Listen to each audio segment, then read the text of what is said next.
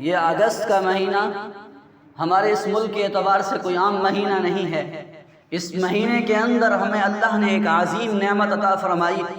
اور وہ آزادی کی نعمت ہے۔ یہ وہ نعمت ہے جس کے لیے قومیں قربانیاں دیتی ہیں، جس کے لیے نسلیں لگ جاتی ہیں، جس کے لیے بستیاں ختم ہو جاتی ہیں۔ تو واقعتاً ہمارے ساتھ بھی معاملہ اسی طرح ہی پیش آیا۔ ہمارے اس ملک پاکستان کو حاصل کرنے کے لیے، اس عظیم نعمت کو حاصل کرنے کے لیے، اس جد و جہد میں لاکھوں علماء قربانی دے گئے۔ اسی طرح بہت سے لوگوں نے اپنے گھروں کی قربانیاں دیں، اپنی جائیدادوں کی قربانیاں دیں، اپنی جانوں کی قربانیاں دیں، مالوں کی قربانیاں دیں، کس لیے کہ ہم ایک آزاد ریاست حاصل کریں اور اس آزاد ریاست کے اندر جا کر ہم اسلام کے تمام احکامات پر کھلے دل سے عمل کر سکیں، بغیر روک ٹوک کے عمل کر سکیں۔ اور اس عظیم نعمت کے حاصل کرنے میں اس وقت کیا صورتحال تھی آپ بہت مجھ سے زیادہ جانتے ہیں، سن چکے ہوں گے کہ اس موقع پر کیا کچھ ہوا۔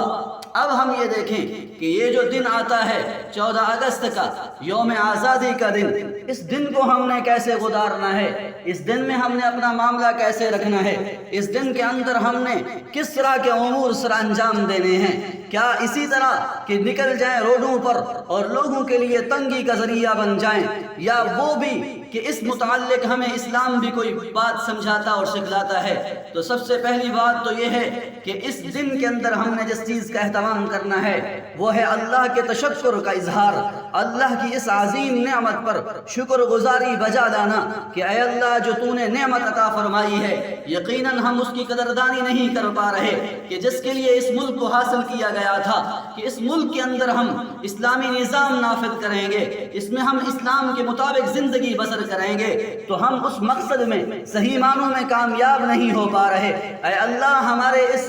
ہمارے اس جرم کو بھی معاف فرما اور ہمارے لیے راہیں آسان فرما کہ ہم اس ملک کے اندر صحیح معنوں میں اسلام کے مطابق زندگی گزار سکیں، اسلامی احکامات پر عمل کر سکیں۔ سب سے پہلے تو یہی ہے کہ اس دن کے اندر ہم اظہار تشکر کریں، نوافل ادا کریں، قرآن پڑھیں اور اپنے ان شہداء کے لیے دعائیں کریں اور انہیں اثار ثواب کریں، ان کے لیے یہ ثواب بخشیں، ان کو ثواب پہنچائیں۔ اور اس کے بعد وہ آیت ذہن میں لائیے کہ سورہ حج کی آیت نمبر 41، الذین ان مکناہم فی الارض اقاموا الصلاۃ وآتوا الزکاۃ وامروا بالمعروف ونہوا عن المنکر، کہ وہ لوگ ہیں کہ جن کو اگر ہم زمین کے اندر سلطنت دے دیں، بادشاہت دے دیں، تو یہ وہ لوگ ہیں اقاموا الصلاۃ، نماز قائم کریں گے، وآتوا الزکاۃ، اور زکوٰۃ ادا کریں گے، وامروا بالمعروف، اور امر بالمعروف کریں گے، نیکی کا حکم کریں گے، ونہوا عن المنکر، اور برائی سے روکیں گے۔ تو یہ ہوتا ہے کہ جب کسی کو نعمت اللہ عطا فرما دیتا ہے، آزادی کی سلطنت کی نعمت عطا فرما دیتا ہے، تو اس کے ذمے کچھ چند کام ذمے لگ جاتے ہیں۔ اس کے ذمے یہی ہے کہ وہ اس دن کو اب ایسے گزارے، اب وہ ان چیزوں کی پابندی کرے کہ ارادہ کرے، عزم مصمم کرے کہ میں نماز کی پابندی کروں گا، زکوٰۃ بھی ادا کروں گا، امر بالمعروف بھی کروں گا اور نہی عن المنکر بھی کروں گا۔ اب یہی باتیں تو 4 ہیں، لیکن ان 4 باتوں کے اندر کس قدر وضاحت اور تفصیل ہے۔ امر بالمعروف کو دیکھ لیجئے، نیکیوں کا حکم کرنا، برائی سے روکنا، کس قدر بہت بڑا عظیم عمل ہے۔ اس عظیم عمل کو آج کے دن ہم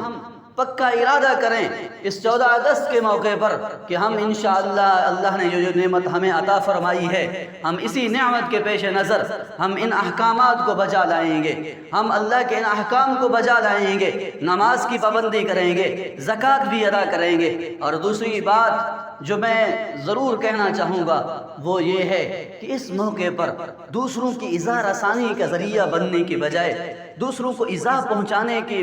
بجائے ہم دوسروں کے لیے، اپنے ملک کے لیے کوئی خیر خانہ قدم اٹھائیں، ہم ان کے لیے کوئی اچھا قدم اٹھائیں۔ اور وہ کیا ہے کہ ہم بجائے باجوں کے باجے بجا لینا اور دوسروں کو زج کر دینا، تنگ کر دینا، اس کی بجائے ہم کوشش کریں کوئی ایسا صدقہ جاریہ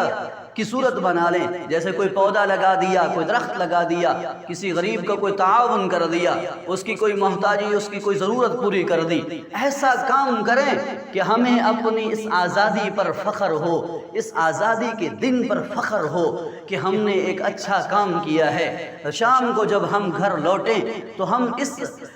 دل کے سکون کے ساتھ لوٹیں کہ ہم نے ایک اچھا کام کیا ہے، اور وہ ایسا اچھا کام ہے کہ انشاءاللہ اس کی وجہ سے